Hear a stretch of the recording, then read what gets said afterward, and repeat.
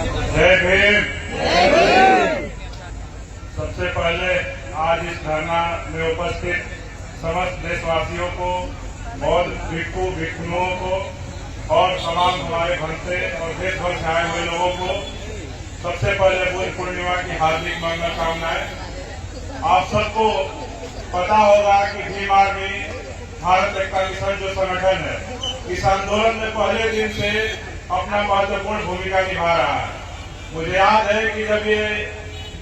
धरना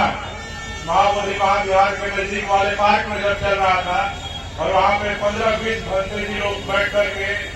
वहाँ पे आंदोलन को शुरुआत किए थे, तब से भीम आर्मी इस आंदोलन के साथ मजबूती के साथ खड़ी थी और जिस दिन से भीम आर्मी इस आंदोलन में खड़ी हुई है, मैं आप सबको बता देता हूँ कि गया जिला के शासन और प्रशासन के कान भी खड़े हो गए हैं। और मैं आपको आज ये वादा भी करता हूँ, दावा भी करता हूँ कि जब तक ये आंदोलन चलेगा तब तक भीम आर्मी इस आंदोलन में मजबूती से अपने तन मन धन से समर्पित होकर के रहने का काम करेगी और इस आंदोलन को जीतने में महत्वपूर्ण योगदान देने का काम करेगी। अभी हम सभी लोग पिछले 6 मई से हम सभी लोग बिहार के विभिन्न जिलों में विरासत बचाओ और भारत बचाओ पद यात्रा के नाम से एक यात्रा का भीम आर्मी के तत्वाधान में शुरुआत किए थे। और वो यात्रा मोतिहारी के केसरिया जो दुनिया का सबसे ऊंचा बौद्ध स्तूप है, वहां से शुरू हुआ था और हजारों की संख्या में हर जिले में उस यात्रा में विरासत बचाओ और भारत बचाओ पद यात्रा में हम लोग को जिस प्रकार भीम आर्मी के ऊर्जावान कार्यकर्ताओं पदाधिकारियों ने और वहाँ के जन समूह ने जिस प्रकार का समर्थन दिया, इससे सीधे प्रतीत होता था कि ये जो विरासत बचाओ भारत बचाओ पद यात्रा है, वो यात्रा धीरे धीरे बड़ी होती जा रही थी। लेकिन बीच में देश में भारत और पाकिस्तान सीमा पे तनाव को देखते हुए और देश हित में जिस प्रकार लगातार बमबारी गोलीबारी की घटनाएं हो रही थी और खबर जब तक हम लोग के पास पहुंची तो हम सब ने सोचा कि सबसे पहले देश है, जब देश बचे रहेगा तो हम लोग विरासत को भी बचा लेंगे। तो हम लोगों ने देश बचाने के लिए 10 तारीख को फैसला लिया कि हम लोग अपनी यात्रा को पोस्टपोन करते हैं जब तक ये संघर्ष विराम नहीं हो जाता है, सीज फायर नहीं हो जाता है। लेकिन दुर्भाग्य है कि हम लोग 10 तारीख को सुबह में यात्रा को पोस्टपोन करने का लेटर जारी करते हैं और शाम में सीज फायर का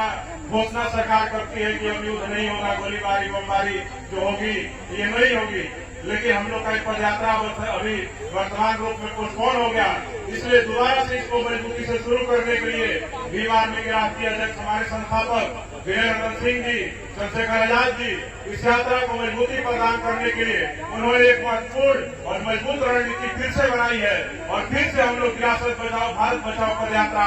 एक मजबूती के साथ बिहार की राजधानी पटना से शुरू करने वाले हैं। जल्द ही आप सबके बीच में डेट बता दिया जाएगा। मैं उस पद यात्रा में हम और हमारे राष्ट्रीय अध्यक्ष जो यात्रा होगी उसमें बिहार की राजधानी पटना में वहाँ पे हजारों की संख्या में हम लोग आज भी मैं घोषणा करता हूँ कि जब हमारी पद यात्रा शुरू होगी तो महाबोधि महाविहार मुक्ति आंदोलन बीटीए को रद्द कराने के लिए सबसे पहले पद यात्रा हमारी पटना पहुंच चुकी थी। मोतिहारी मुजफ्फरपुर वैशाली होते हुए तो हम लोग फिर से पटना में हजारों की संख्या में इकट्ठे होकर के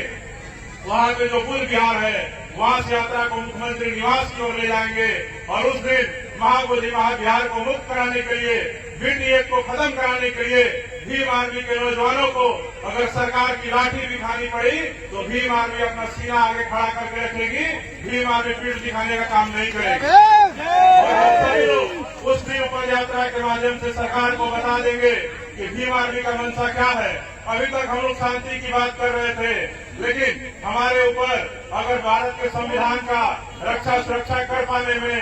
और देश के बौद्धों के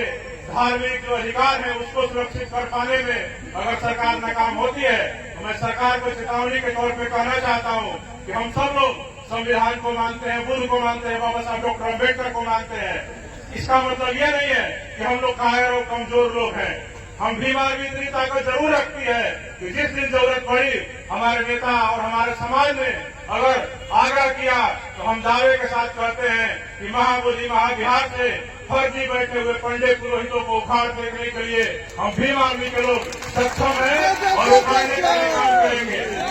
और जो एक है अभी हम सब लोग अभी बिहार के राज्यपाल से वार्तालाप कर रहे थे। मैंने बिहार के राज्यपाल को भी कहा कि ऐसी स्थिति सरकार नहीं पैदा होने दे कि जिस प्रकार से बाबरी मस्जिद को विध्वंस करके हिंदुओं ने वहां पे कब्जा जमा लिया। तो वो तो आपने गलत किया, दूसरे धर्म की चीजों को कब्जा किया, लेकिन यहाँ तो हमारे बौद्ध धर्म की बात है, यहाँ बौद्ध धर्म की बात है। हम बौद्ध धर्म की रक्षा करने के लिए, महाबोधि महाविहार को मुक्त कराने के लिए, विधि एक्ट को रद्द कराने के लिए हम सभी भीम आर्मी के लोग क्रांति का प्रतीक जो है, हम लोग अपने झंडा और डंडा मजबूती के साथ पहले संवैधानिक दायरे में ला करके संघर्ष कर रहे हैं, अपनी मांगों को मनवाने का प्रयास कर रहे हैं। अगर सरकार हमारी मांगों को नहीं मानती है तो मैं आपके बीच कह के जाता हूँ कि सरकार के जो लोग यहाँ पे बैठे होंगे, आईबी, एलआईओ, डीआईओ जो भी है, मैं उनको भी कह देता हूँ, सरकारी जो तंत्र है कि सरकार को आप मैसेज दे देना कि भीम आर्मी इस मामले में बहुत बड़ी तैयारी करके चल रही है। और जिस दिन ये भारत बचाओ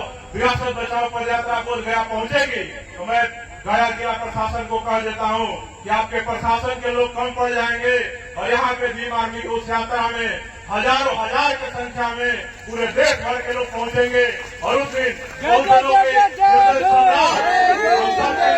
आर्मी संस्थापक चंद्रशेखर आजाद भी उस दिन पहुंचेंगे। आज ही उनको आना था, लेकिन देश के सीमा में तनाव को देख करके चंद्रशेखर आजाद जी के कार्यक्रम को रद्द कर दिया गया। लेकिन मैं आप सबके बीच ये कह करके अपनी बात खत्म करता हूँ कि जल्द फिर हम लौटेंगे बोध गया और अपनी विरासत बचाने के लिए, भारत बचाने के लिए, अपनी संस्कृति बचाने के लिए, विश्व धरोहर को बचाने के लिए भीम आर्मी सरकार से मुकाबला करने को तैयार है। सरकार अपने लाठी डंडे गोली बंदूक तैयार कर ले, भीम आर्मी का एक नौजवान अपना सीना मजबूत करके आएगा और इस लड़ाई को हम लोग मजबूती से जीतने का काम करेंगे। बहुत बहुत धन्यवाद। नमो बुद्धाय। जय भीम।